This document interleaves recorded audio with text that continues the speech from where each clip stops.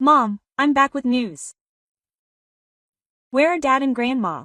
Leticia asked as she suddenly entered the house.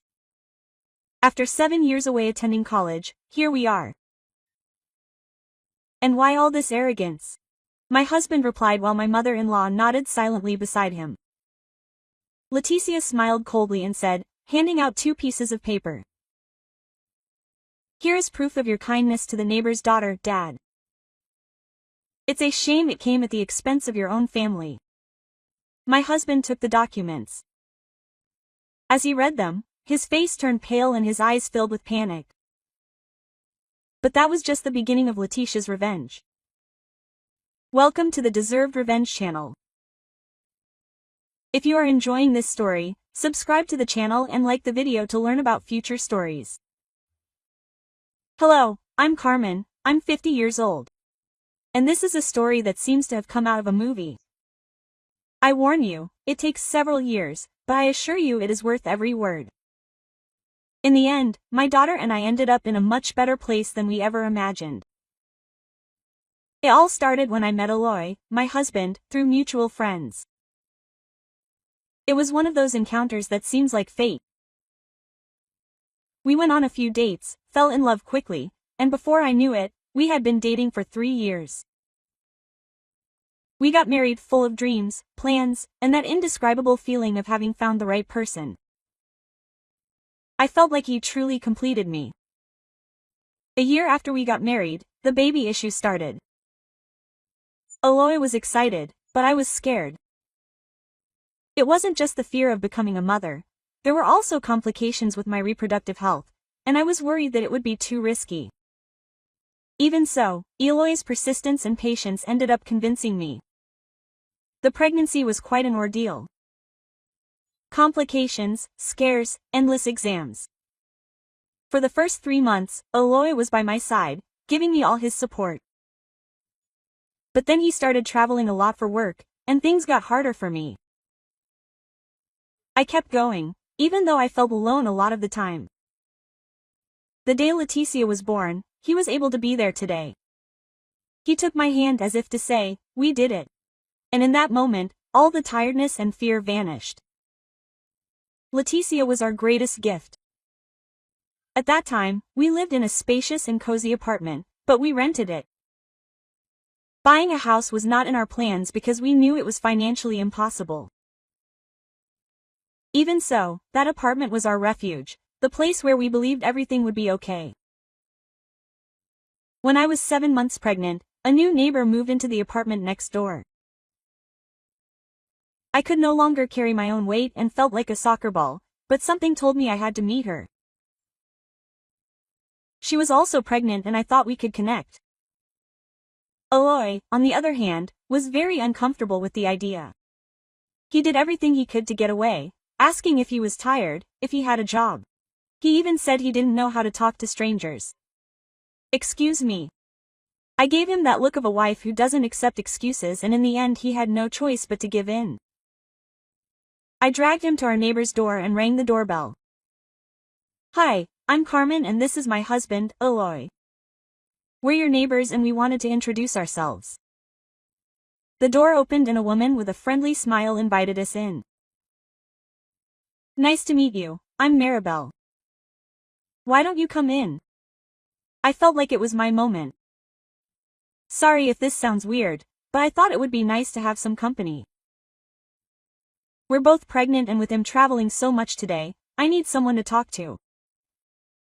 Maribel sighed deeply. Don't even tell me. I was just thinking about showing up later because I need help too. Where's your husband? I don't have any.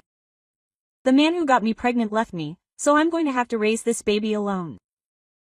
I was speechless. I'm so sorry, Maribel. If you need anything, we're right next door, okay?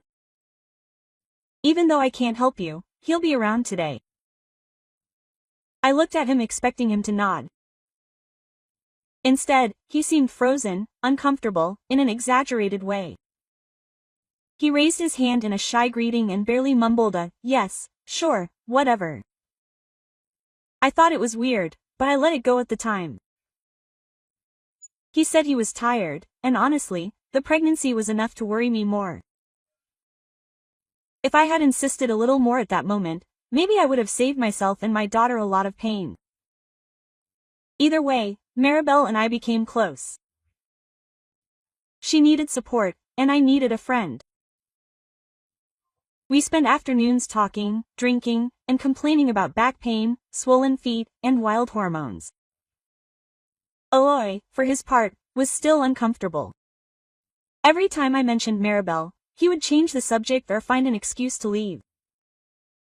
He even told me it was weird that I had made friends with a neighbor like that, out of nowhere. But that's not how people make friends. I told him, laughing. He didn't respond, just shrugged. After my daughter Leticia was born, my life was turned upside down. Between diapers, sleepless nights, and new adjustments, time simply disappeared. Eloy and I were exhausted, but we kept going. Still, I didn't forget about Maribel. I knew how hard it had been for me, even with Eloy's support. I couldn't imagine what she was going through all alone. 3 months after I gave birth, Maribel also had a little girl named Fernanda. We lived next door to each other, and since our daughters were so close in age, they practically grew up like sisters. Maribel and I made the most of those moments. We organized playdates for the girls, which, to be honest, were a respite for us too. That life, at that moment, seemed almost perfect. The years passed and Leticia and Fernanda remained inseparable. They were each other's joy, coming in and out of each other's houses as if there were no walls between us until their first year of high school. From one day to the next, Fernanda stopped coming over and Leticia, who couldn't live without her before, began avoiding her in a way that worried me a lot. At first I thought it was just a simple fight, teenage stuff. She didn't tell me it was just a matter of time before everything went back to normal. But the months went by and what used to be silence turned into an unbridgeable distance. One night, after seeing her being quieter than usual, I decided to sit down and talk to her. "Daughter, I know you don't want to talk about this, but can you tell me what happened between you and Fernanda?" Leticia looked away and began to play with her fingers nervously. "Mom, I don't want to talk about it." "I know, but you were such good friends. You grew up together. What happened?" She let out a sigh full of frustration. "I wish I had the answer." "Okay. What do you mean you don't know?" "I don't know. We went on vacation in the summer and when high school started, Fernanda simply stopped talking to me. She acted like I didn't exist. Ignoring you." "But why?" "I have no idea." Her voice shook and I felt my heart clench.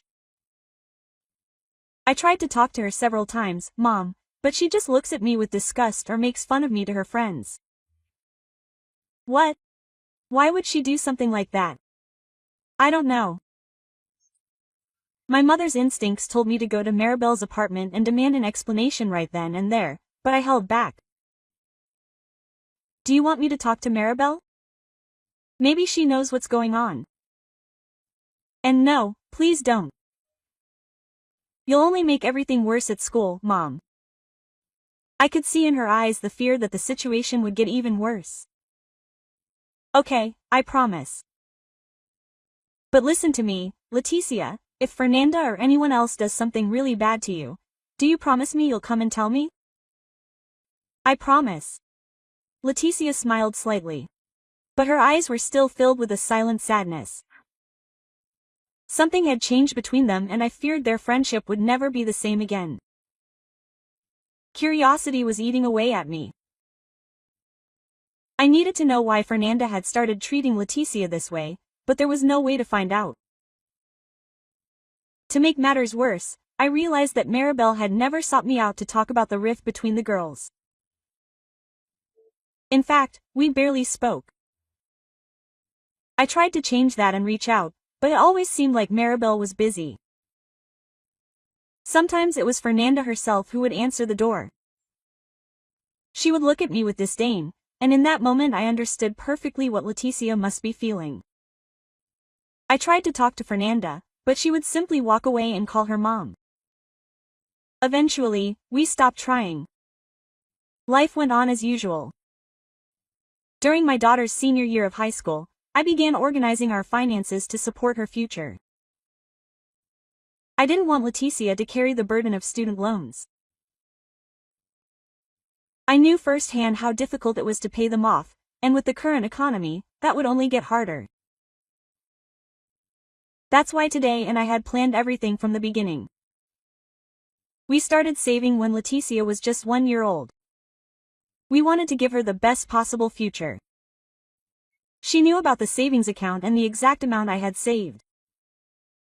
It was enough to pay for a prestigious university, and she would have some left over for whatever she wanted. One day, Leticia and I were choosing colleges in the living room. We smiled and made plans, and it warmed my heart. Then I decided to check the savings account. I always did it as a ritual to remind me that all our hard work had been worth it. But what I saw that day made my blood run cold. More than 2/3 of the money was gone. I froze. I tried not to show anything in front of Leticia, but my voice was shaking when I asked her to go to her room. Is something wrong, Mom? No, my dear. I just need to check a few things. Go to your room for a moment. Yes. When she left, I started to lose control. Where had all that money gone? I checked the account history and saw that the withdrawals had been made at an ATM. There was only one person besides me who had access to that account, Eloy. I didn't understand why he would need so much money, but I silently prayed that he hadn't spent it all. The thought of years of hard work going to waste took my breath away. I spent the rest of the day anxious, staring at the clock endlessly. When Hoy finally got home from work, my heart was beating wildly. He came in, set his briefcase on the table, and avoided my eyes. During dinner, the silence was so thick you could hear the sound of silverware against plates. Leticia, worried, finally spoke. Dad, are you okay? Eloy forced a smile. I'm just tired, honey. Are you sure? She looked at me searching for an answer. Your dad is just a little tired. Go to your room, honey, and finish checking out the colleges. Yes. As soon as Leticia left, I looked at Eloy, and he avoided my eyes again. Eloy, we need to talk. When I entered our room, I found Eloy lying down, scrolling through his phone as if nothing had happened. But that money wasn't going to come back with a flick of the finger. I needed answers, and he couldn't ignore me anymore. Okay, you've been avoiding me all day, which means you know exactly what I want to talk about. I said firmly. He barely looked up from his phone. I really have no idea. I'm not avoiding you. I just had a tired day and I want to sleep. You can sleep later. Since you say you don't know what I'm talking about, let me clarify. We can't do this right now. We have to. Leticia's future depends on this. I checked our daughter's savings account today and noticed that a large portion of it was withdrawn from an ATM. The only other person with access to it is you. What happened to the money? Eloy sighed in annoyance but didn't say anything. I don't want to talk about it, he muttered. What little patience I had left disappeared. You can't escape this conversation. If you have a debt or a problem, you have to tell me now. He finally put his phone down and looked at me. It's not that. I just needed to do something nice. Something good. I felt a lump in my throat. You can do whatever you want with your money, but you have no right to steal from your daughter. I didn't steal anything from her, he said harshly. That money is ours until she turns 18. I contributed too, so I have the right to use it. Leticia turns 18 in 2 months. My voice shook with rage. Do you know how hard she worked for this? She was so excited, dreaming of going to Harvard to study law. How could you risk it all? They needed it more, he muttered, looking at the floor. Suddenly everything clicked. When you say them, do you mean Maribel and Fernanda? Eloy nodded slowly. Yes, they were going through a hard time. I wanted to help them. I saw Letitia's money. What did you do? What? Indignation made me tremble. If Maribel needed help, we could have done something together, something within our means. There was no time, he replied more quietly now. Fernanda wanted to go to a good university. Maribel was desperate. I saw her 2 days ago crying, not knowing how to tell her daughter that she wouldn't be able to fulfill her dream. What about Leticia? I screamed. What are you going to tell our daughter when she finds out what you did? Eloy remained silent. His gaze reflected remorse, but the damage had already been done. In my mind, a single question kept repeating itself. How was I going to tell Leticia? What are we going to do about this? Eloy asked, trying to sound calm. Leticia is very intelligent. I'm sure she'll get a scholarship. Those words were like a dagger. At that moment I couldn't even look at him. Anger and resentment consumed me. How could he do something so cruel to his own daughter? Yes, I felt sorry for Maribel and Fernanda. But at the end of the day, Maribel had a responsibility to be honest with her daughter about her situation.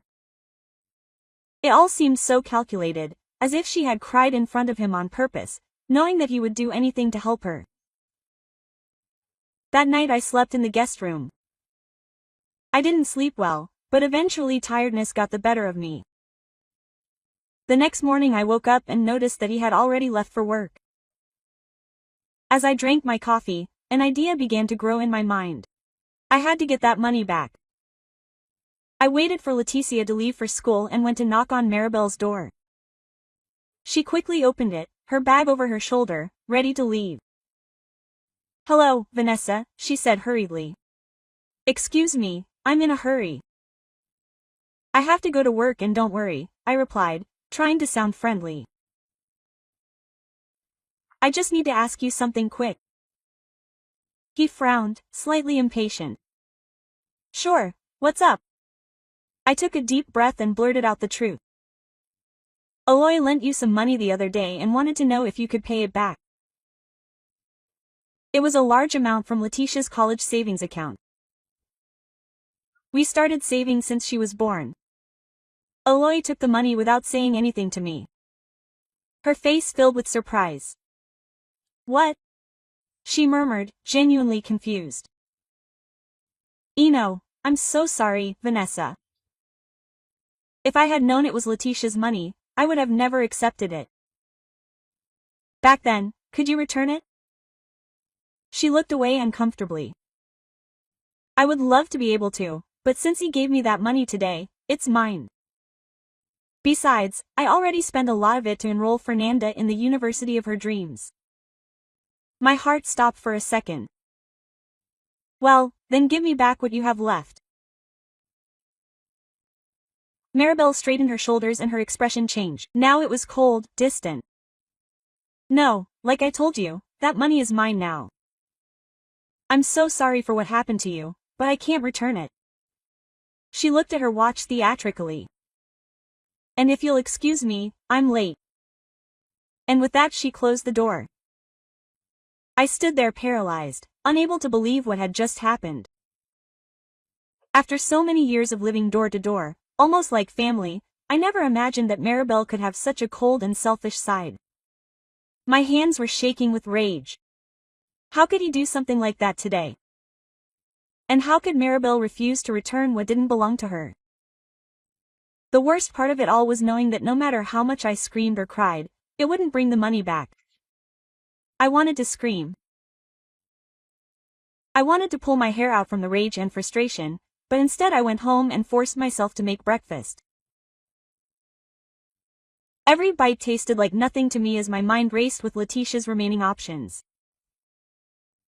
The money left in her account would barely be enough for community college. At best, it would cover a year, maybe a year and a half at a decent university. As I stared into the empty kitchen, I decided that the least I could do today after ruining my own daughter's dreams was to sell some of her things to pay for her education. That wouldn't fix everything, but it would at least make up for the mess he had caused. That night I sat down with Leticia and told her the truth. Her eyes widened, first in anger and then in anger. Within seconds she was crying uncontrollably. I cried with her because even if I tried to understand, I knew I could never feel the same way she did. Why, Mom? Why did he do this? I'm so and I don't know, honey, I replied, wiping away my tears. But I promise you we'll figure it out. He took a deep breath, wiping his face. He looked at me with surprising firmness. I'm not mad at you. I know it wasn't your fault. I just don't want to see him right now. When today came that night, Leticia locked herself in her room. He didn't even ask about her. He walked in as if nothing had happened, avoiding looking at me, probably knowing that I had told him the truth. Part of me wanted to scream at him, but I held it in. Let him take the blame for what he did. But we had to talk. That's what I said as I watched him set his briefcase down on the table. What are we going to do for Leticia from now on? He frowned, annoyed. What do you mean? I thought we already agreed that she would get a scholarship. Still, we need a backup plan in case it doesn't happen. And there's nothing to worry about, he replied with a smug smile. I've seen kids with half her intelligence get full scholarships. It'll be easy for her. His empty optimism made my blood boil. That's way too optimistic, Eli. We can't take it for granted. I thought of a plan for you to pay for her college. I looked at myself like I was crazy. Yes, both of us, but especially you. You were the one who gave away your money without consulting me. And since you like to say that you also contributed, it seems only fair that you pay for most of her education. No way, he said, crossing his arms. I'm not going to do that. Leticia can get a scholarship. Just like everyone else, I replied, my voice shaking with indignation. You mean the parents who didn't plan anything for their children's future? We had a plan. Aloy, we had enough so that she wouldn't have to go through this. And you were the one who ruined it. He fell silent. He looked away, but this time I didn't see regret. I saw selfishness. In that moment I knew that if it were up to today, Leticia would be alone. How can he be nicer to two people we barely know than he is to his own family? What's wrong with you? I asked, my voice shaking with frustration. Aloy crossed his arms and replied coldly. Look, no matter what you say, I'm not paying a dime for Letitia's college. She can use what's left and you can help her if you want. In my opinion, she should apply for every scholarship possible. Good night. I stood there watching him walk away as if he didn't care at all about what he had just said. How could he act like that? How could he put someone else's daughter above ours? What made us any less important to him? I cried myself to sleep that night. The following week was just as exhausting. I tried to talk to him today over and over again, begging him to find a solution, anything to make up for what he had done. But he wouldn't budge. As if that weren't enough, Aloy decided to involve his mother in the situation. If there's one thing you should know about Perpetua, it's that she hates me. She makes it clear with every comment, every look, and each of those accidents in which she ends up hurting me. With Perpetua on his side, Aloy felt invincible. Everything I said was ignored because to him she was always right and I was always wrong. It was at that moment that Leticia stopped talking to her father and grandmother. She completely erased them from her life and neither of them made the slightest effort to get her back. From then on, we supported each other. We worked hard so that Leticia could get into a good university and with effort and a bit of luck, she succeeded. She got an excellent scholarship, spending 75% of her studies at a prestigious university. I can cover the rest, I said, holding her hands. Say, I will work to support myself, Mom, he replied with determination. I'll show them we don't need them. Leticia had always dreamed of studying law, and for the next 5 years, that's what she did.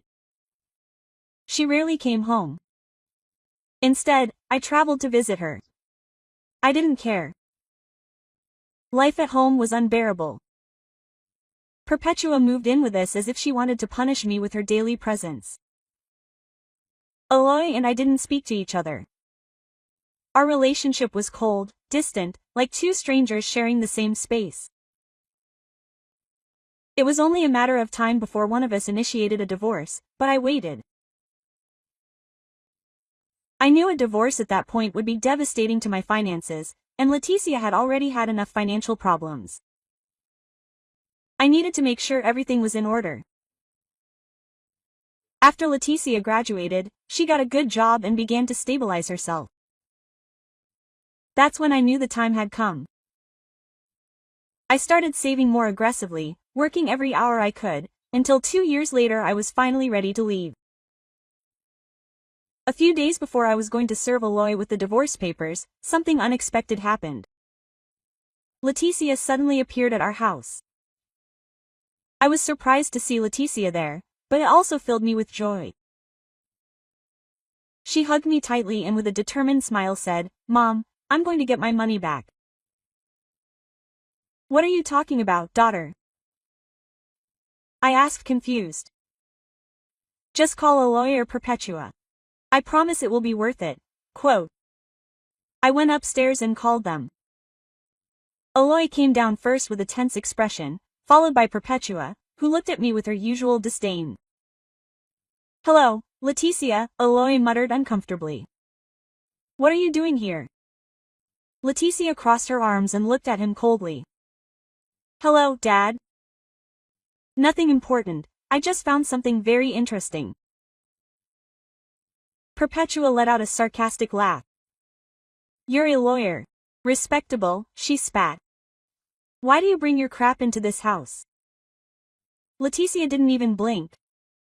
"If I were you, I would shut my mouth, Grandma. That's no way to talk to your grandma." Quote. Eloy interrupted nervously. Leticia ignored him. "It doesn't matter. You died for me the day you stole my money." "Your father didn't steal anything and he cried perpetually. He only helped a girl who needed it.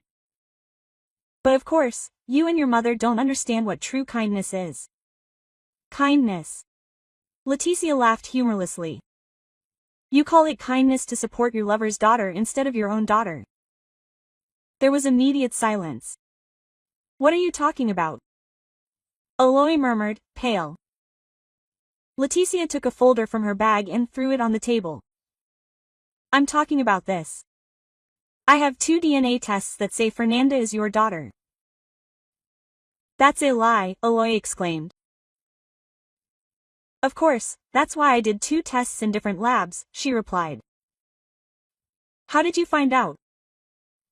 He murmured defeated. "After my graduation, Mom and I celebrated over drinks. She confessed everything to me and offered to take the DNA test." Eloy couldn't say anything else. "What you did wasn't kindness, it was selfishness," Leticia said, looking at him with contempt. "And now you're going to pay for it. See you in court." "Eno, you had a choice and you made it," I said firmly, placing the divorce papers on the table. "You don't deserve anything." Leticia looked at her father and added calmly. "I agree with Mom.